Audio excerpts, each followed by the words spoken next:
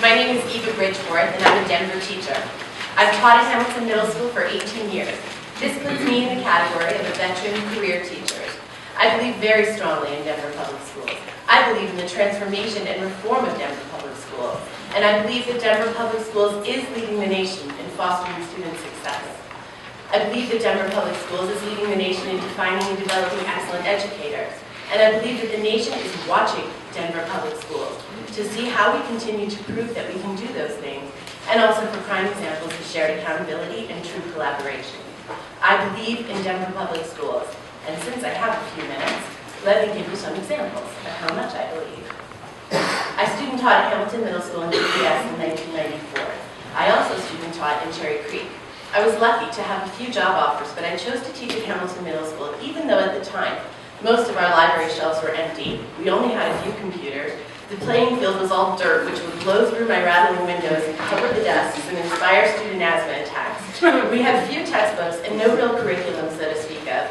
Avocado green and pumpkin orange burlap walls. But the district was facing huge challenges with the end of federally mandated busing and the beginning of state standards and high-stakes testing.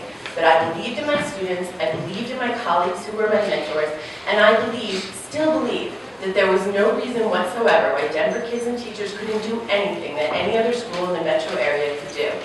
I'm proud to say that Hamilton now has the largest and most up-to-date library in the district, a beautiful green playing field, lovely blue walls, and some of the highest test scores in the district. DPS has come a long way since I was a rookie. I'm so dedicated to Hamilton that for many years I lived in the house across the street. I brought my own children home to that house and came to teach with a baby strapped onto my chest when my students were acting up so much for the substitute that my lesson plans couldn't be accomplished during my maternity leave, and I was afraid that they would fall behind. Living across the street, I would often put my own children to sleep and sneak across to get just a little more work in. In order to balance school and family, I would wake up early, go to work across the street at 5 a.m., and then come home at 6:30 in the morning to feed my baby and get my preschooler ready for the day before my official work day began. Fast forward a few years and it was time for us to purchase our own home. One of my few requirements was that the school district had to be Denver Public Schools. By this time, the reform under the Denver plan was in full swing, and I still believe so much in DPS that I wanted my own children to attend a DPS school. I valued the diversity, and I was impressed by my colleagues. Today, I'm the mother of a teenager at Denver School of the Arts, and my 5th grade daughter attends our neighborhood school, Home Elementary, right next door to Hamilton. I'm a PTA mom, and my husband and I have logged many volunteer hours in our kids' DPS schools. Like I said, I believe in DPS. I've been positive about reform. I have been positive about the LEAD program, and I'm proud to say that my teacher observation scores average a 6 on the effectiveness framework. My students' latest math endurance scores were 35 points above the district average, and my student perception survey scores are at 90%. I am a highly effective educator, and now I have the numbers to prove it. I've sponsored countless clubs, tutored countless hours, attended thousands of parent-teacher conferences, spent millions of hours grading papers, celebrated and grieved with the triumphs and tragedies of my students' families, and taught over 3,000 students, and I'm only halfway done. I have one goal, to be allowed to continue doing this and get better and better at it until I retire. I really enjoy my job. I realize that I'm bragging and it's a little embarrassing, and I'm certainly less than ladylike, but these days it sometimes seems that as a career teacher, if you don't sing your own praises, no one will. Make no mistake, the dream of being a lifelong educator, the kind who teaches generations of students in a community, is under attack. My story is in no way exceptional. In fact, it's extremely common.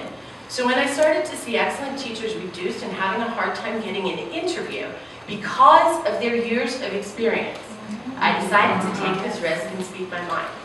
As we enter negotiation with the districts, I wanted to give a face, a name, and a real history to the kind of teacher the district is hurting, alienating, and losing when they create and promote policies that incentivize hiring inexperienced teachers over experienced ones. As you can see, I am not a has-been. Thank you. I am as dedicated and motivated as I was the day that I signed that first teacher's oath at the age of 24. Did they still sign that thing? I just know how to teach a lot better now. With the pace we're being driven, it's possible that there are a few tired veteran teachers out there, but for every one of them, there are scores of us. We are engaged, enthusiastic, talented, knowledgeable, persevering, smart, growth-minded, professional, highly effective teachers, and we've earned some respect. I'm not worried for myself because I'm pretty sure that if I can handle 170 12-year-olds day in and day out for a couple of decades, I'm some kind of survivor. But I am concerned for the district. I'm concerned for new teachers who are sometimes finding themselves part of a staff where not a soul has taught for more than a couple of years, including the principal.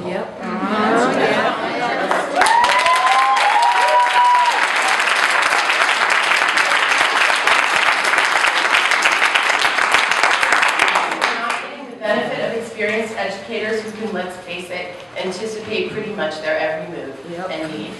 Before I'm misunderstood, let me make clear that I have great respect and affection for new teachers. We need them, and their innovation is a blessing to any building.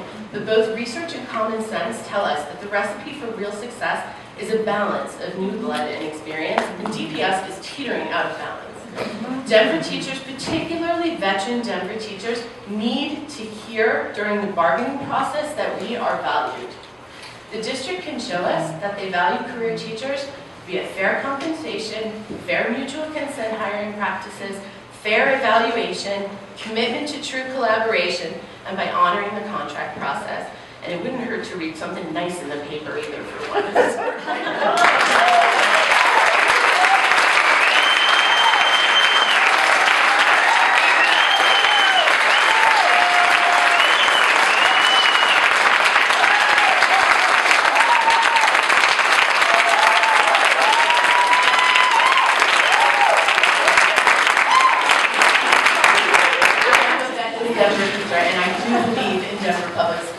The Denver Classroom Teacher Association is a powerful vehicle for my voice, and I believe that together, and only together, we can lead the nation in student achievement, educator excellence, and set the example for successful shared accountability.